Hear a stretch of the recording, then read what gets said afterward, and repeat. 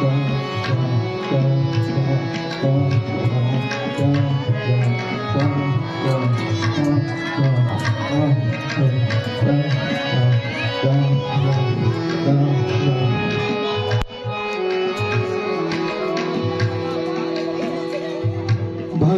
प्रणाम।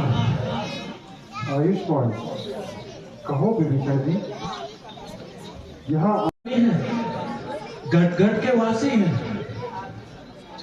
फिर भी आपके शरण में आया हूं। मैंने रावण को हर प्रकार से समझाया, परंतु वह एक न माना। अंत में कायर कहकर, कुल कलंकी इत्यादि कहकर लात मारकर मुझे निकाल दिया,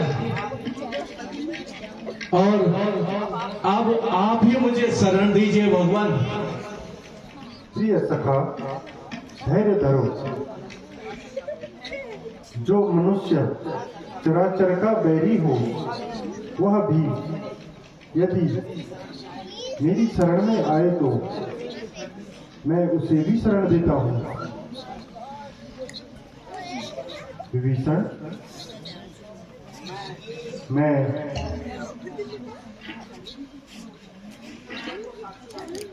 ईश्वर को साक्षी मानकर कहता हूं कि लंका विजय के पश्चात तुम ही लंकापति कहलाओगे, और मैं अभी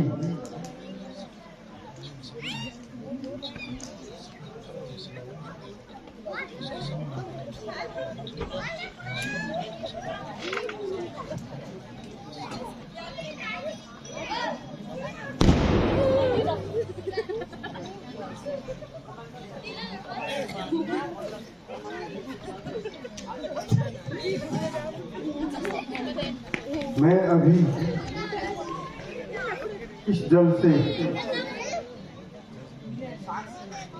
साक्षी करके तुम्हें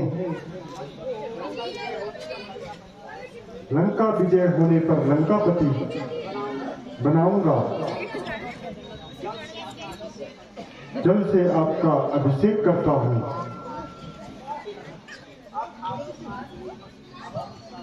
अब आप विश्राम कीजिए।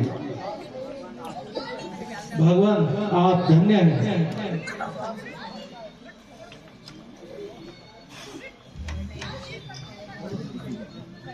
सुग्रीव जी।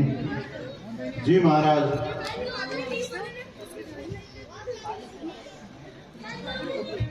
सारी सेना तैयार है, केवल आपकी आज्ञा का ही इंतजार है। मेरे विचार से युद्ध आरंभ होने से पूर्व किसी योग्य दूत को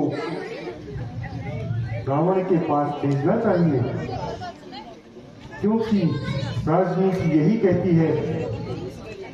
निसंदेह राजनीति का नियम तो यही है।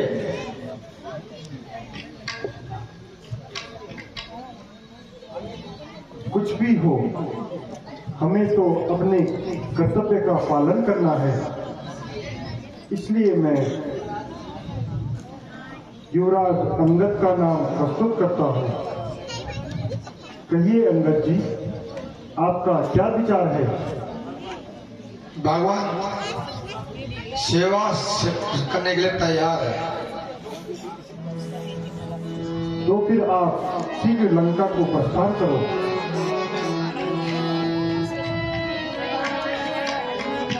तथा रावण को हर प्रकार से समझाने की कोशिश करना। भगवान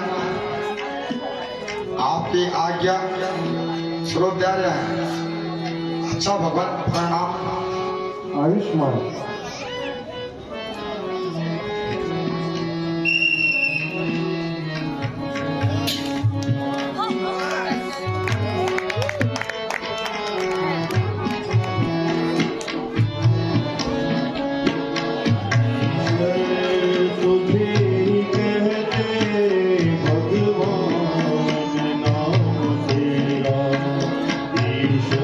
आपने देखा किस प्रकार रावण ने विभीषण को निकाला। विभीषण राम जी के शरण में पहुंचे और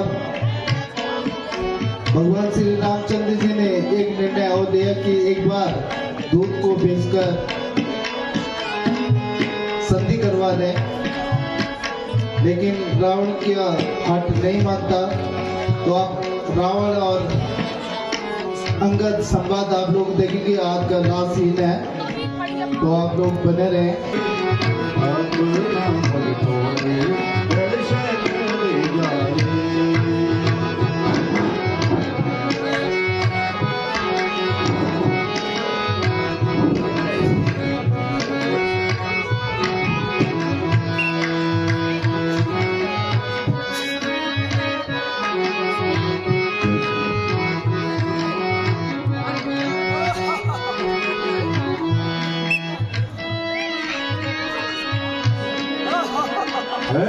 मेरे सुन सरदारों, आज भाग्य से वह दिन भी आ गया जिसकी प्रतीक्षा के लिए वीर आज गए हुए हैं। आप सत्र को बता देना वीर किस प्रकार अपने देश तथा जाति के लिए बलिदान होते हैं। हाथ प्रकट कर लो कि लंका के सियासन में तुम संपूर्ण वफादार हो। समर भूमि में शत्रु के साथ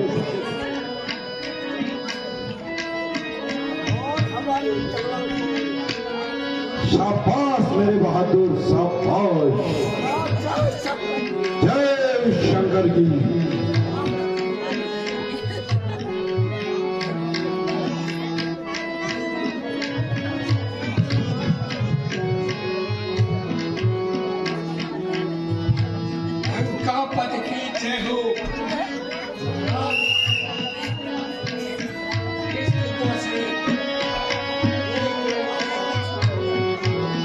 जाओ और उसे दरबार में उपस्थित करो। जाओ।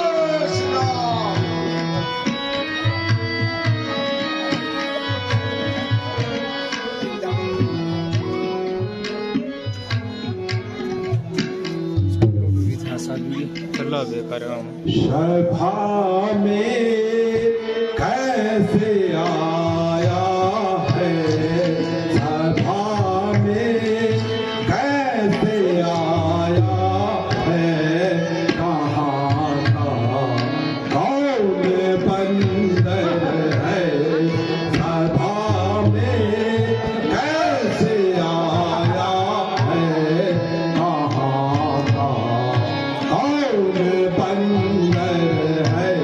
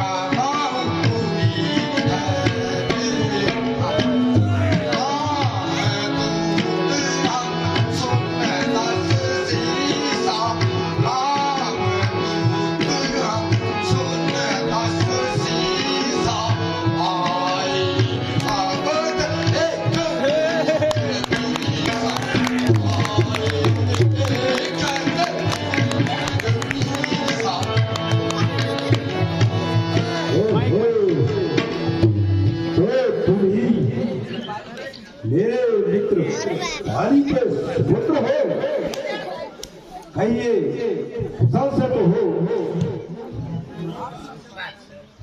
आपकी कृपा से सब कुशल है।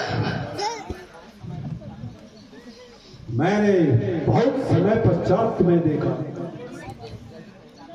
इसलिए जल्दी न पहचान पाया। लेकिन मुझे आश्चर्य होता है कि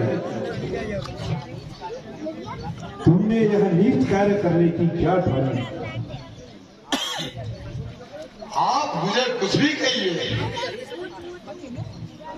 मैं नीच तथा अतिक कहने का कब बुरा मानता हूं, बल्कि आपकी बातों को सहन करके और अपने पिताजी स्वर्गीय बाली का मित्र होने के कारण आपको अपनी तुच्छ बुद्धि के अनुसार समझना आपका कर्तव्य समझता हूं। आपके और मेरे पिताजी के विशेष संबंध होने के कारण मुझे आपसे संदेह है, अतः हमारी ओर से हनुमान जी द्वारा पहले ही सूचना दी गई है। मेरे पास हेम भाषण को सुनने का समय नहीं। तुम्हें जो कुछ कहना हो सब भी कहो। तो सुनिए, मुझे श्री रामचंद्र जी ने इसलिए भेजा है कि अब भी इस अकारण के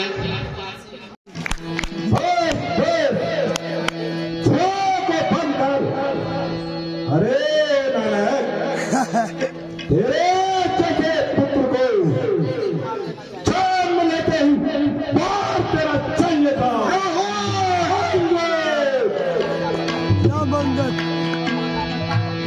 पिता का बदला तो दूर रहा, उल्टा उन्हीं का सेवक बना। धिक्कार है तेरे जैसे पुत्र को। यदि तेरे जैसे कपूर मेरे घर में जन्म लेता तो कभी को हटा दिया होता। ओ अभिमानी रावण, वास्तव में तेरा भी कोई दोष नहीं।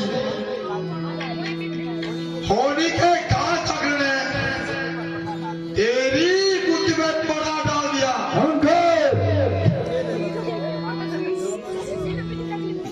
नहीं शक्ति की तुझ में तो तू मेरे पास चला था।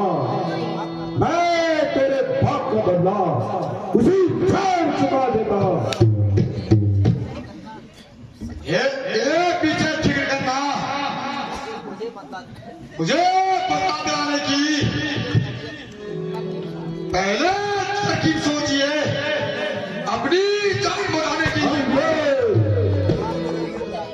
जवान को रोक चाहिए, जवान को रोक चाहिए। ये तेरी क्या हिम्मत है मेरे से युद्ध करने की? अल्लाह, तेरी क्या ताकत है?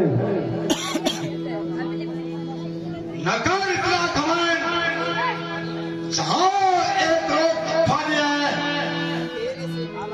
तेरे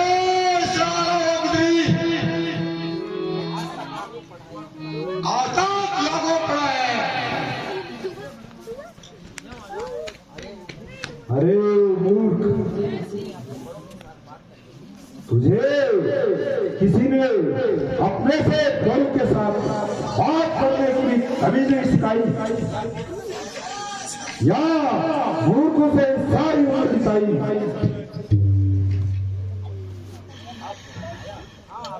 हाँ, अब ध्यान आया। पिता का साया तो सर से जाता ही रहा। फिर चाचा, जिसने अपने भाई का खून किया वह तेरे को क्या शिक्षा देगा? खैर मैं मोटी सही, किंतु बुद्धिया के ठिकाने नहीं। जो सोच समझकर उत्तर देने के स्थान पर